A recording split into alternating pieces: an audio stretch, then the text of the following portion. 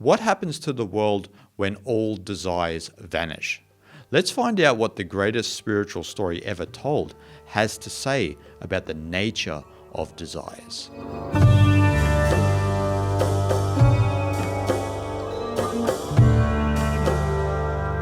In Eastern spirituality, it's no surprise that desires are at the forefront of our spiritual practice. How much do you desire? And it's those desires that bring us back life after life and keep us on this wheel of samsara, right? But what does one of the great Yasana texts have to say about desires? Now, for those who are unfamiliar with Yasana, that means a text which is just on the cusp of enlightenment or beyond enlightenment. And one of those that I speak on the channel about a lot is the Ashtavakra Gita. Now, the Ashtavakra Gita has a very important verse on the nature of desires, but their relationship to the world itself. Desires alone are the world. Do you therefore renounce them all? The renunciation of desire is the renunciation of the world. Now you may live anywhere.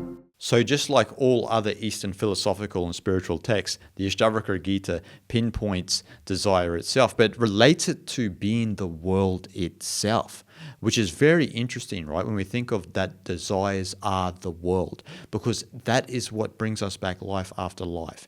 And that's what keeps us in this concept of a jiva, this persona system, this ego that believes it's isolated and separate from Brahman, the ultimate reality of existence. And what fuels the jiva, what keeps the jiva coming back life after life, is the conditioning. And within the conditioning are these desires that have not evaporated, right?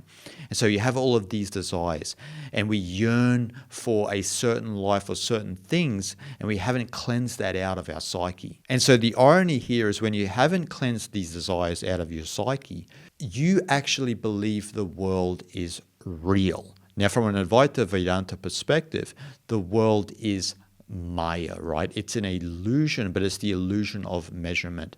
And that means that the conditioning that the jiva has had sees the world as this and that. And that's what Maya is, right? And so we cut the world up into this and that, which creates this world of duality that we think is real. But the irony is that is the illusion. Brahman is real. Brahman alone is real, right? And so our desires, based on our conditioning, make us believe that the world itself is real and that Brahman doesn't even exist. This is actually how we forget the Tao, as Lao Tzu said, and this is how many people forget the nature of the ultimate reality itself, Brahman, which is identical with Tao. And so we live in this world of desires, and then we think the world is real. We think ourselves as a jiva are real. And we think it is permanent and lasting. But the problem is, especially when you look at it from an Eastern spiritual perspective, if you haven't cleansed those desires out, they are going to have to be resolved in the next life. And that's just the way it is within the Eastern philosophical framework. And so the irony here is that the moment you resolve all desires, or the moment you transcend all of these desires within the jiva and you abide in the Atman, the undifferentiated consciousness, which is identical with the ultimate reality of Brahman, then the world will vanish itself and you will undergo no future incarnation.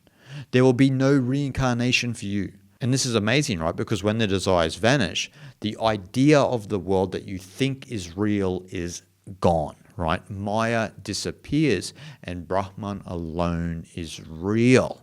Because you're not seeing the world through your own subjective viewpoint anymore. Your lens has been cleansed and you can see the nature of oneness itself, because oneness is the true reality. But we believe it's a dualistic world, and we forget because we are so consumed by our desires based on our conditioning, and we think that we are fundamentally real. We're not, from the ultimate perspective. It's not that you don't exist, but what it's speaking about is you don't exist in the way that you think you do, right? You don't exist as this isolated, separate ego from the world around you. You are part of everything. You are everything itself. Ironically, you are everything and nothing, right? Because Brahman's ultimate nature is Nirguna Brahman, which is qualityless. It's pure, undifferentiated consciousness. which is in contrast to Saguna Brahman, which is Brahman with qualities, which is what we all are in the manifest world. Especially when we believe we are a jiva and are consumed by desires, then we are definitely in that kind of Saguna Brahman realm where we coast the ebb and flow of the ocean of samsara through our future lives. So Ashtavakra is saying here that once we renounce our desires, we have renounced the world and we are completely free. So it's in renouncing our desires. That is how we renounce the world itself, because we don't have an axe to grind, so to speak, right? We don't have an agenda to push on anyone. We don't have an opinion on anything. We're just living like a leaf floating down a river stream. That's what our life is now.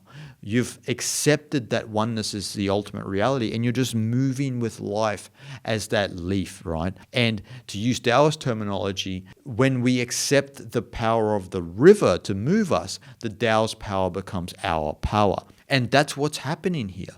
When we renounce our desires, we renounce the world, and Brahman's power is our power, because we are fundamentally that. And we have never not been that. And that's what's ironic, right? Because we believe we are this jiva, but that's the great hypnosis. We've always been the Atman, which is identical with Brahman. There is no separation.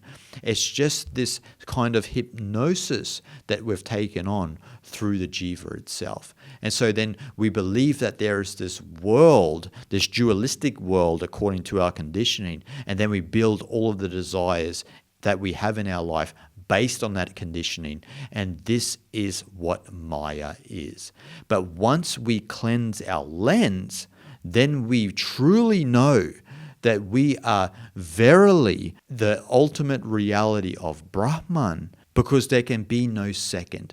It's only when we have a desire that the second comes, right? That we believe that we are dual. And so then we have these desires, and once these desires begin to infiltrate our life, and if we don't transcend those, or at least if we don't resolve some of those, then we'll continue to come back life after life. But it's only until we realize that the desires itself are the world, then and only then will we renounce our desires, and in doing so, we will renounce the world, and we will be one with the ultimate reality of Brahman. Shanti, shanti, shanti.